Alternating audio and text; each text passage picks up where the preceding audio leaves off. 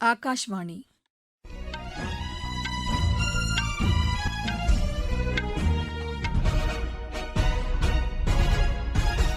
செய்திகள் வாசிப்பவர் லட்சுமி ராகவன். தலைப்புச் செய்திகள்: பிரிக்ஸ் உச்சிமாநாட்டின் தலைவர் பதவி வகிக்க உள்ள இந்தியா சுற்றுச்சூழல் பாதுகாப்பிற்கு முன்னுரிமை அளித்து வருவதாக பிரதமர் திரு நரேந்திர மோடி தெரிவித்துள்ளார். நாட்டின் வளர்ச்சிக்கு தென் மாநிலங்களின் பங்கு மிகுந்த முக்கியத்துவம் வாய்ந்தது என்று உள்துறை அமைச்சர் திரு அமித் ஷா தெரிவித்துள்ளார். நுகர்வோர் பாதுகாப்பிற்கு முன்னுரிமை அளித்து வருவதாக மத்திய அமைச்சர் திரு பிரல்ஹாத் ஜோஷி தெரிவித்துள்ளார்.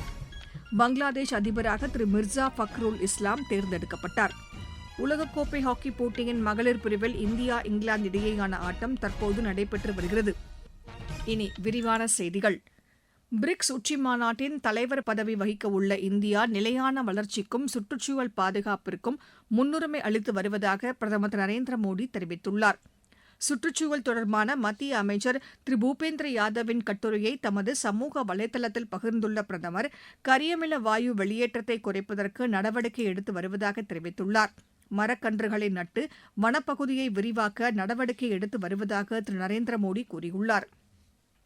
நாட்டின் வளர்ச்சிக்கு தென் மாநிலங்களின் பங்கு மிகுந்த முக்கியத்துவம் வாய்ந்தது என்று உள்துறை அமைச்சர் திரு அமித் ஷா தெரிவித்துள்ளார். சென்னையை அடுத்த மகாபலிபுரத்தில் 31வது தென் மாநிலங்களின் முதலமைச்சர்கள் மாநாட்டில் உரையாற்றிய திரு அமித் ஷா, செயற்கை நுண்ணறிவு தொழில்நுட்பம், தகவல் தொழில்நுட்பம், விண்வெளி, தொழில் வளர்ச்சி, வேளாண்மை, இலக்கியம் உள்ளிட்டவற்றில் தென் மாநிலங்கள் சிறப்பாக பங்காற்றி வருவதாகவும் குறிப்பிட்டார்.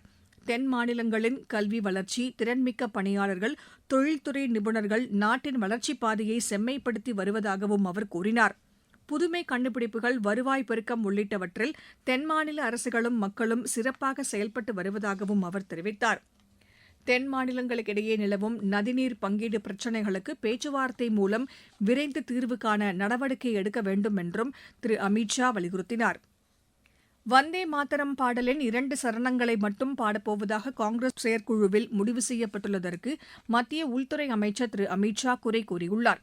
சென்னையில் செய்தியாளர்களிடம் பேசிய அவர், இது தேச நலனுக்கு எதிரானது என்றும் நாடாளுமன்றத்தில் நிறைவேற்றப்பட்ட சட்டத்தை மதிக்காத செயல் என்றும் சுட்டிக்காட்டினார். இந்த பாடலின் 150வது ஆண்டு கொண்டாடப்பட்டு வரும் இத்தருணத்தில் மத்திய அரசு வந்தே மாதரம் பாடலை முழுமையாக பாட வேண்டும் என்று கூறியிருக்கும் நிலையில் காங்கிரஸ் கட்சியின் இத்தகைய முடிவு வரலாற்று பிழை என்று அவர் தெரிவித்தார். இதனிடையே புதுதில்லியில் செய்தியாளர்களிடம் பேசிய காங்கிரஸ் பொதுச் செயலாளர் திரு கே.சி. வேணுகோபால், காங்கிரஸ் கட்சி கடந்த 1937ஆம் ஆண்டிலிருந்தே வந்தே மாதரம் பாடலை பாடி வருவதாக தெரிவித்தார். பிஜேபி இந்த பிரச்சினையை அரசியலாக்குவதாக திரு கே.சி. வேணுகோபால் குறை கூறினார். நுகர்வோர் பாதுகாப்பிற்கு முன்னுரிமை அளித்து வருவதாக மத்திய உணவு மற்றும் நுகர்வோர் விவகாரங்கள் துறை அமைச்சர் திரு பிரல்ஹாத் ஜோஷி தெரிவித்துள்ளார்.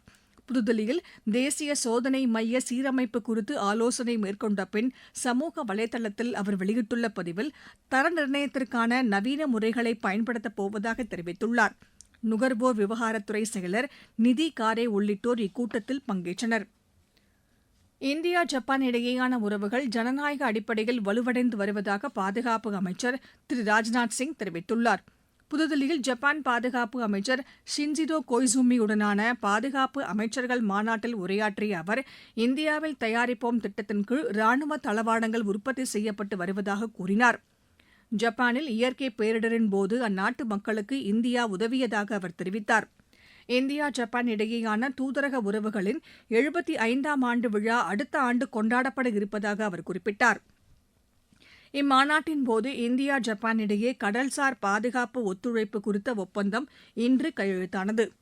தில்லியில் மாணவர்கள் நடத்திய போராட்டத்தின் போது காவல்துறையினர் மேற்கொண்ட நடவடிக்கையை விசாரிக்க ஓய்வு பெற்ற உச்சநீதிமன்ற நீதிபதி திரு ஆர் சுபாஷ் ரெட்டி தலைமையில் 5 உறுப்பினர்கள் அடங்கிய உயரதிகாரம் கொண்ட விசாரணைக் குழுவை உச்சநீதிமன்றம் அமைத்துள்ளது.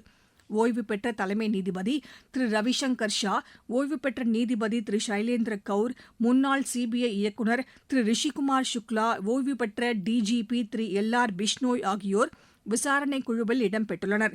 இந்த வழக்கு குறித்து தொடர்ச்சியாகவும் குறிப்பிட்ட கால அடிப்படையிலும் விசாரணை மேற்கொண்டு இடைக்கால அறிக்கைகளையும் சமர்ப்பிக்க வேண்டும் என்று உச்சநீதிமன்றம் அறிவுறுத்தியுள்ளது. நீங்கள் கேட்டுக்கொண்டிருப்பது ஆகாஷ்வாணியின் செய்தி அறிக்கை. ஊரக வளர்ச்சிக்கான புதிய அத்தியாயம். வளர்ச்சியடைந்த இந்தியாவிற்கான ஊரக வேலைவாய்ப்பு உறுதி மற்றும் வாழ்வாதார சட்டம் செயல்பாட்டிற்கு வந்துள்ளது. இந்த சட்டம் வருடத்திற்கு 125 நாட்கள் வேலையை உறுதி செய்கிறது. இதில் வாரந்தோறும் ஊதியம் வழங்கப்படுவது கட்டாயமாக்கப்பட்டுள்ளது. நாள்தோறும் குறைந்தபட்சம் 300 ரூபாய் ஊதியத்தை இந்த சட்டம் உறுதி செய்கிறது. பணி முடிந்த 15 நாட்களுக்குள் ஊதியம் வழங்குவதை உறுதி செய்வதற்கான அம்சங்களும் இதில் இடம்பெற்றுள்ளன. ஊதியம் காலதாமதமாக வழங்கப்பட்டால் அதற்கான இழப்பீட்டுத் தொகைக்கும் இதில் வகை செய்யப்பட்டுள்ளது. வளர்ச்சியடைந்த இந்தியாவிற்கான பயணத்தில் மோடி அரசு தொடரும் சீர்திருத்த நடவடிக்கைகள். இந்தியா சிங்கப்பூர் இடையே செமி கண்டக்டர், சைபர் பாதுகாப்பு உள்ளிட்ட பல்வேறு துறைகளில் ஒத்துழைப்பை வலுப்படுத்த நடவடிக்கை மேற்கொண்டு வருவதாக மத்திய வர்த்தக தொழில்துறை அமைச்சர் திரு பியூஷ் கோயல் தெரிவித்துள்ளார். சிங்கப்பூரில் இரு நாடுகளுக்கிடையேயான 4வது கூட்டத்திற்கு பின்னர் சமூக வலைதளத்தில் அவர் வெளியிட்டுள்ள பதிவில், மருத்துவம், நிதி தொழில்நுட்பம், டிஜிட்டல் தொழில்நுட்பம், உற்பத்தித்துறை உள்ளிட்ட பல்வேறு துறைகளில் ஒருங்கிணைந்து செயல்பட முடிவெடுத்துள்ளதாக கூறினார். மேலும் இந்தியா சிங்கப்பூர் இடையே டிஜிட்டல் திறன் மேம்பாட்டில் ஒத்துழைப்பு குறித்து ஆலோசனை மேற்கொண்டதாக திரு பியூஷ் கோயல் கூறியுள்ளார்.